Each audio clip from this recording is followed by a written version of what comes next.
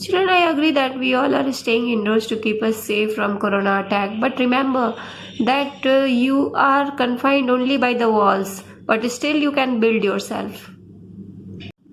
So as you all know that the chapter raises a question very loudly, that is matter around us pure, and we are trying to find the answer of this question only in our sequential video lecture. I am trying to provide you the knowledge about the mixture and substance, and I have already declared it that the substance is nothing but the NCERT language to call up pure form of matter, and mixture is the naturally impure form of matter. And I have given you good idea about the mixture, I think so, that you know about what are the types of mixture, on the way of mixing, on the way of solubility, on the way of transparency, and how do they behave when a beam of light is projected on them, which was Tyndall effect, and that was the topic of my just previous video lecture. So naturally, when we have covered up this much part of the chapter, it is becoming very obvious and natural that why not we know about the separation of the mixture, because every mixture can be separated very well, and with accuracy it can be separated, because there are some simple and complex methods which can be used wisely and carefully. Because first we have to understand the mixture. Understanding the mixture means we will try to know that what are the states of the components of the mixture. Depending upon the states of the components of the mixture, like suppose that one mixture is made up of solid and liquid state of matter, like you can say sugar and salt, or a mixture can be all gaseous also, a mixture can be only solid in state also. So if we have understood that these are the different states of the components in the mixture, then we can find the suitable separation method, and then that separation method can be applied to the mixture physically, and that can be separated. So as I told you just now that first it is very important that we understand the mixture. Suppose that you have studied the mixture and you are finding that it's all component are solid in state. Then the separation methods like sieving can be used. Under what circumstances sieving you will use? When you are finding that the components of the mixture are different in their sizes. One component is smaller and another component is bigger. Then we use a sieve, and that sieve is nothing but a porous wire network through which the smaller particles pass through it and the bigger particles are obtained over the sieve only. So that is very common that we try to separate the bran from the wheat flour just by using the sieving process. So, and suppose that if we have found that the mixture is having a component as a magnetic in nature, like if there is a particles of iron, cobalt or nickel, or scraps of iron, cobalt and nickel are found in the mixture, then you can just use a magnet and you can separate the mixture. This is used very widely on the landfills which has the garbages etc. dumped over there. So it has lots of metals also there, and these metals are mixed in the garbage, and these metals can be magnetic in nature, like iron pieces are very common. So electromagnet in the form of crane is used, and that attracts the iron particles, and that goes in the recycling industry, and then new iron objects are prepared. So magnetic separation is very useful. You can use even hand picking also, like we pick the stones etc. from the rice before cooking. That's a general hand picking process. And I just wanted to tell you that for the solid component, these are the general methods.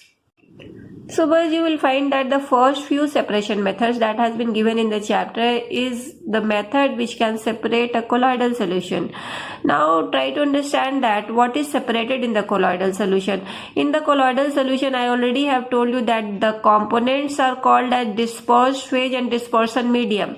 So here in the first separation method, the process of double evaporation has been shown. Although in the chapter it is given only as the evaporation, but the right name is the double evaporation, and I'm telling you right. So in the ink, what is the dispersed phase? Dispersed phase is actually the dyes, colored dyes, which is making the ink looking either blue or black or red in color. and there is a dispersion medium that can be either water or any non-aqueous solvent like benzene or acetone can be used. So naturally the resolution of the dye is not very high, that's why the solution is colloidal in nature. So how to separate the dye particles from the ink? For that, what has been done? You can see this apparatus arrangement. The apparatus arrangement shows that there is a beaker. In the beaker, water is filled and that has been kept over the Bunsen burner, and over the water a watch glass has been taken, and in the watch glass around 5 ml ink is taken. Now we are heating the water and the flame we are keeping medium. Now the water is getting heated by the flame and the water is heating the watch glass and watch glass is heating the ink, and ink is getting heated. So the volatile part of the mixture, that is your dispersion medium. Dispersion medium is either, I told you that it is either water or any non-aqueous solvent, is getting evaporated slowly because we are not providing the direct heat to the dye. Now try to understand that why not we have kept the watch glass directly on the flame and why we are keeping it over the beaker.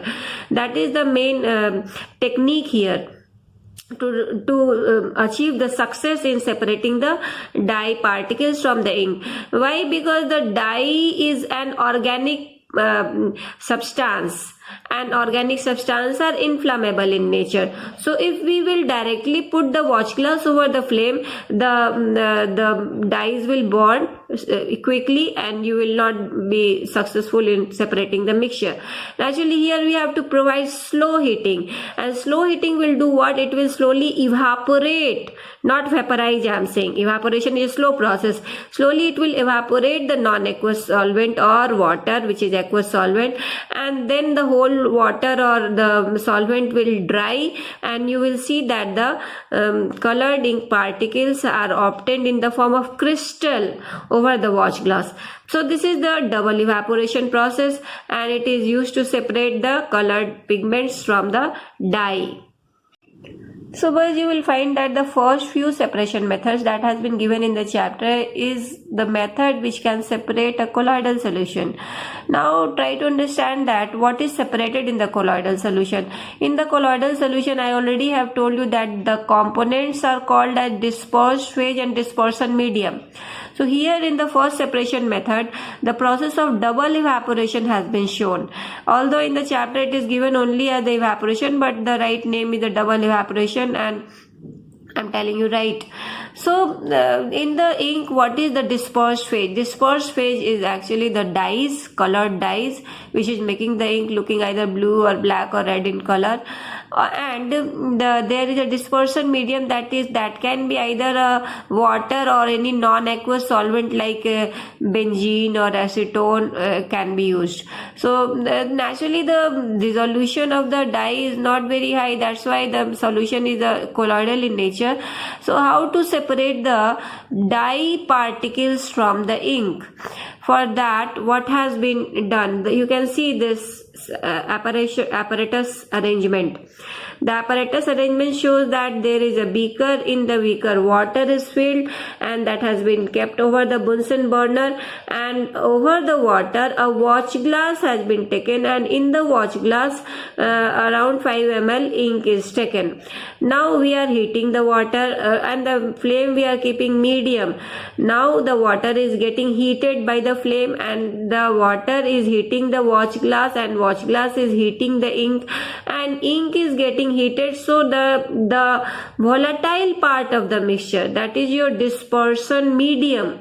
Dispersion medium is either, I told you that it is either water or any non-aqueous solvent, is getting evaporated slowly because we are not providing the direct heat to the dye. Now try to understand that why not we have kept the watch glass directly on the flame and why we are keeping it over the beaker. That is the main technique here to achieve the success in separating the dye particles from the ink. Why? Because the dye is an organic substance, and organic substance are inflammable in nature. So if we will directly put the watch glass over the flame, the dyes will burn quickly and you will not be successful in separating the mixture. Naturally, here we have to provide slow heating, and slow heating will do what? It will slowly evaporate, not vaporize. I am saying evaporation is a slow process. Slowly it will evaporate the non-aqueous solvent or water, which is aqueous solvent, and then the whole water or the solvent will dry, and you will see that the colored ink particles are obtained in the form of crystal over the watch glass. So this is the double evaporation process, and it is used to separate the colored pigments from the dye. What is the next separation method given in the chapter is nothing but a very common separation process that we use commonly in our households every day. In the villages also it is used very commonly, and that is called your churning. Churning is what? Churning separates the cream from milk or curd either. We might have heard that Lord Krishna was also called Makhan Chor. So her mother Mata Yashoda used to do what? That every day early in the morning she used to make the fresh makhan or butter, you can say, from the milk or curd. And at that time it was nothing but it was done manually, and it is such a beautiful story, not just a story but it's a truth in fact. So here what we are doing is that we are using a centrifuge. Centrifuge is what? It is a hand blender also it is called. It is a kind of machine which is moved inside the mixture of curd and water or milk.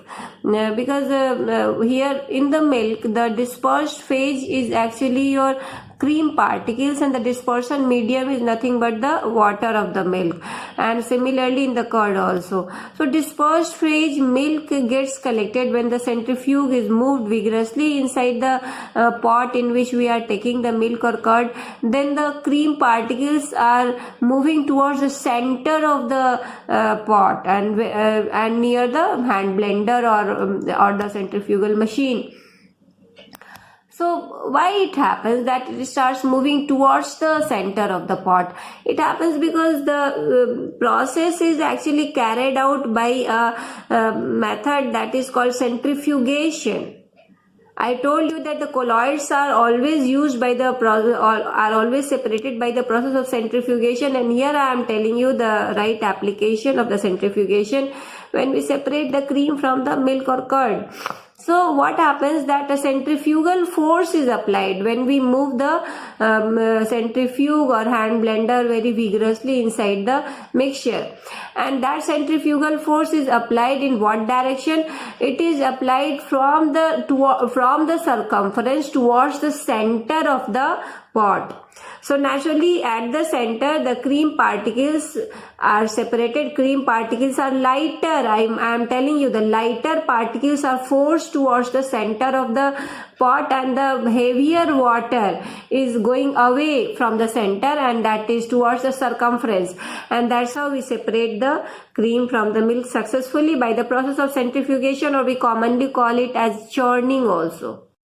Well, here you will see that a specific kind of apparatus has been shown in the figure in your NCERT book. This is actually a figure of a separating funnel, which is used to separate a mixture of two immiscible liquids. Naturally, here we are using a mixture which has only the liquid components in them. Means the state of the mixture is all liquid. So there can be two chances when there are only liquid components are present in the mixture. Where they can mix into each other very well, and they will not mix into each other, means they will form layer over one another. So here we are taking the liquids which are immiscible in nature. Immiscible means which cannot mix into each other. So naturally you know that oil and water do not mix. So that mixture has been taken in the separating funnel, and we close the separating funnel from the top and bottom also by using the stopcock and the rubber cork, and then we mix the mixture vigorously in the circular motion. We try to mix it so that as far as possible the layer of the water and oil, kerosene oil gets mixed up, but still we find that it is not mixing. Then what we do, that we take a stand that is available in the laboratory, and we try to keep it in the erect position by clamping it through the stand. We clamp it through the stand and then we leave it undisturbed for some time. What separation method is actually used here is your sedimentation. Yes, a very simple method, that is called sedimentation, in which we keep the mixture to settle for some time without touching it and without disturbing it and without stirring it. That is actually used here also. It's a very simple method and very common method. So the sedimentation will do what? That it will make the layers of the water and oil over one another. Now I am asking one question, that which layer will be at the lower level and which layer will be at the upper level. Naturally, the water is heavier, its density is more than kerosene oil, so it will take the lower place, and over it the oil will float in another layer, because the kerosene oil has less density than water. Now when the layers have been formed, what we do, that slowly we open the stopcock of the separating funnel, and we try to transfer the lower level which is your water in a beaker, and as soon as we see that the water has been transferred all, then we again close it, and in another beaker we take out the kerosene oil, and that's how we separate it very easily and successfully. Well, the last separation method that I aim to explain you today is nothing but the sublimation. Now, what is sublimation? You already have gained knowledge in when I was telling you about the change of state in the previous chapter, matter in our surrounding, that it is a unique kind of change of state where the matter doesn't change its state from solid to liquid and liquid to gas, which is the normal sequence, but it goes like solid to gas and comes back from gas to solid. So this is sublimation. There are very few sublimating substances that in our knowledge which are available in our surrounding, like iodine, like camphor, like anthracene, your ammonium chloride, lithium iodide, etc. are the sublimating substances. So here a mixture of ammonium chloride and common salt has been taken. What is the difference between ammonium chloride and common salt? Try to understand. I have told you that we should first study the mixture. So when you will study the mixture with your knowledge, then you will find that the ammonium chloride and common salt are both highly soluble in water. So the dissolution process will not be a successful method here. Now the sublimation can be a successful method, and it is actually because the ammonium chloride is soluble, right, but a sublimating also. It is a sublimating substance, where the common salt is a normal substance. It's not a sublimating substance. Means a common salt, which is a sodium chloride, has all the three states, solid, liquid and gas, whereas the ammonium chloride has just two states, either solid or gaseous. So sublimation can do this wonder, and we will take the mixture on the watch glass, the mixture of ammonium chloride and common salt, and the watch glass will be kept over the Bunsen burner over the wire gauze, just to not watch glass, sorry, china dish. Watch glass is made up of glass. China dish is made up of bone china, which can sustain higher temperature. So the china dish, in the china dish, you will see it in the lab. We are taking the mixture, and over the china dish we are inverting a funnel, which is whose opening is checked by a cotton plug. We are closing its open part or mouth of the funnel with a cotton plug. What is the role of cotton plug? Try to understand. When the mixture will be heated, the china dish will provide the heat to the mixture, and the sublimating substance will start getting sublimated, or you can say evaporated, converting into its gaseous state, and it will move up because the gaseous state has higher kinetic energy. It will try to escape from the funnel, but we have to do the desublimation process also. Means we want to achieve the sublimate to sublime and sublime to sublimate both. What is sublime? Sublime is the desublimated part of the sublimating substance, which is achieved after the process of sublimation.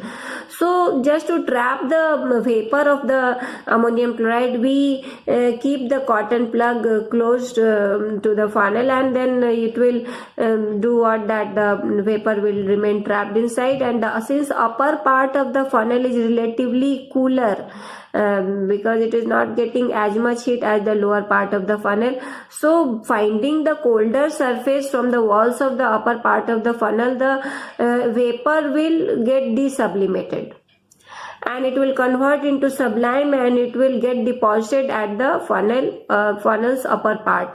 And now we will follow this process for sufficiently good time, around 15 to 20 minutes we surely give, to achieve all the sublimate to the sublime.